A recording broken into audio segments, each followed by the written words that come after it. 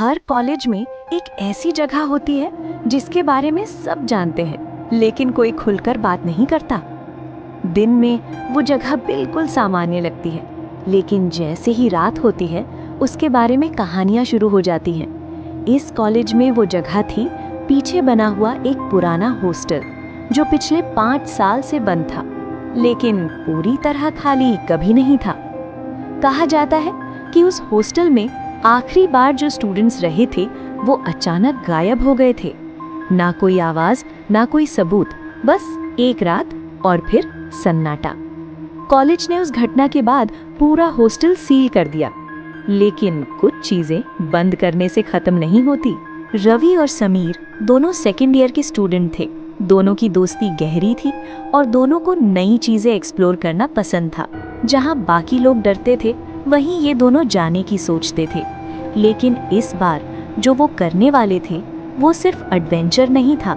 एक दिन कैंटीन में बैठे हुए रवि ने कैजुअली उस हॉस्टल का जिक्र किया। जैसे ही उसने ये बात कही, टेबल पर बैठे बाकी लोग अचानक चुप हो गए। एक सीनियर ने धीरे से कहा, उस जगह का नाम मत लिया कर। रवि मुस्कुराया, लेकिन अंदर से वो और क्यूरियस हो गया। उस रात रवि ने समीर से कहा, चल आज सच पता करते हैं। समीर ने तुरंत मना कर दिया। उसकी आवाज में डर साफ था, लेकिन रवि ने उसे समझाया, यार ये सब बस अफवाह है। कुछ देर की बहस के बाद समीर मान गया और वहीं उनकी सबसे बड़ी गलती शुरू हो गई। दोनों ने तय किया कि वो रात 2:30 बजे हॉस्टल में घुसेंगे। रात के 1:45 बजे पूरा कॉलेज गहरी नींद में था। हवा हल्की ठंडी थी और चारों तरफ एक अजीब सी शांति थी। रवि और समीर धीरे धीरे हॉस्टल की तरफ बढ़ रहे थे। हर कदम के साथ उनका डर भी बढ़ता जा रहा था। जैसे ही वो हॉस्टल के पास पहुंचे, उन्होंने देखा कि गेट थोड़ा सा खुला हुआ था। ये अजीब था, क्योंकि वो जगह हमेशा बंद रहती थी। रवि ने हल्का सा धक्का दिया और गेट ने एक लंबी चीख जैसी आवाज निकाली। एक अजीब सी गंध ने उनका स्वागत किया, जैसे पुरानी नमी और कुछ सड़ा हुआ। दीवारें गंदी थीं और हर जगह धूल जमी हुई थी, लेकिन कुछ ऐसा था जो बिल्कुल नया लग रहा था। समीर ने धीरे से कहा, मुझे अच्छा नहीं लग रहा, चल वापस चलते हैं। रवि ने टॉर्च आगे की तरफ घुमाई और बोला, बस थोड़ा और देखते हैं। लेकिन उन्हें नहीं पता था कि कोई पहले से उन्हें देख रहा था। रवि आगे बढ़ रहा था, लेकिन समीर बार बार पीछे मुड़कर देख रहा था। उसे लग रहा था जैसे कोई उनके पीछे चल रहा है, लेकिन जब भी वो मुड़ता, वहां सिर्फ खाली अंधेरा होता, और वही अंधेरा धीरे धीरे और गहरा होता जा रहा था। कॉरिडोर लंबा था और हर कमरे का दरवाजा खुला हुआ था, जैसे कोई जल्दी में सब कुछ छोड़कर चला गया हो। एक कमरे में पुरानी किताबें बिखरी हुई थीं और दीवार पर किसी ने खरोंच कर लिखा था, वो हमें देख रहा है। समीर ने वो लाइन पढ़ी और उसकी सांसें तेज हो गईं। चल यहाँ से निकलते हैं अभी, उसने घबराकर कहा। लेकिन रवि अब और अंदर जाना चाहता था, जैसे कुछ उसे खींच रहा हो। अचानक ऊपर से एक आवाज आई, ठक ठक ठक। दोनों वहीं रुक गए और एक दूसरे को देखने लगे। आवाज स्पष्ट रूप से तीसरी मंजिल से आ रही थी। रवि ने धीरे से कहा, कोई है ऊपर। समीर ने तुरंत मना किया, नहीं, हम ऊपर नहीं जाएंगे। लेकिन आवाज फिर आई, और इस बार थोड़ी तेज और करीब। डर और जिज्ञासा के बीच रवि ने फैसला कर लिया, बस एक बार देख लेते हैं।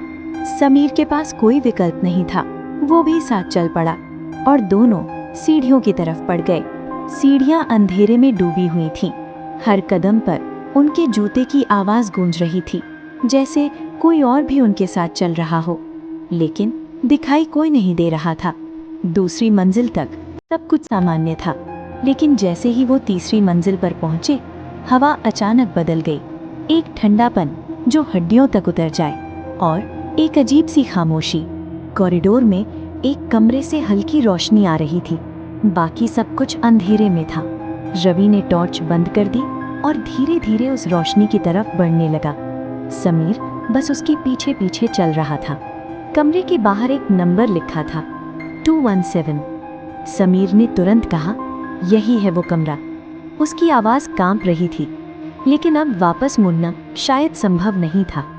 दरवाज़ा थोड़ा सा खुला हुआ था, जैसे कोई उनका इंतज़ार कर रहा हो। रवि ने धीरे से उसे धक्का दिया और दरवाज़ा अपने आप पूरी तरह खुल गया।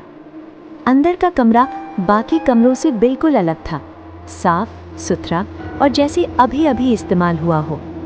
टेबल पर एक नोटबुक खुली हुई थी और पंखा धीरे धीरे घूम रहा था। रवि ने नोटबुक उठाई और पढ़ना शुरू किया। हर पेज पर एक ही लाइन लिखी थी, तो वो तुम्हारे पीछे खड़ा है। समीर ने ये पढ़ा और धीरे धीरे पीछे मुड़ा, लेकिन वहां कोई नहीं था। फिर भी उसे किसी की सांस महसूस हो रही थी, जैसे कोई बहुत करीब हो, बहुत ज्यादा करीब। अचानक दरवाजा जोर से बंद हो गया, लाइट बुझ गई और पूरा कमरा अंधेरे में डूब गया। समीर चिल्लाया, रवि, कुछ है यहाँ। और उसी पल किसी के चलने की आवाज आई। अंधेरे में दो चमकती आंखें दिखाई दी। धीरे धीरे वो उनके पास आ रही थीं। रवि पीछे हटने लगा, लेकिन दीवार से टकरा गया।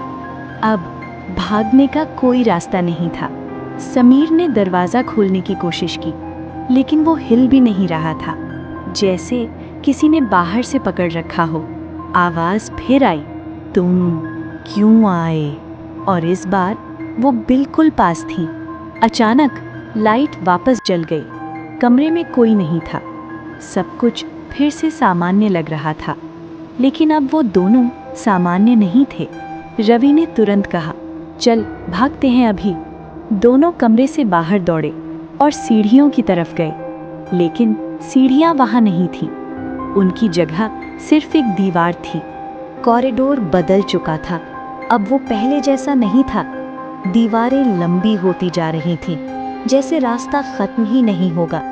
हर तरफ परछाइयां हिल रही थीं और उन परछाइयों में चेहरे दिखाई देने लगे। वो चेहरे डरे हुए थे, जैसे वो भी कभी यहाँ फंसे थे। आवाज आई, हम भी ऐसे ही आए थे।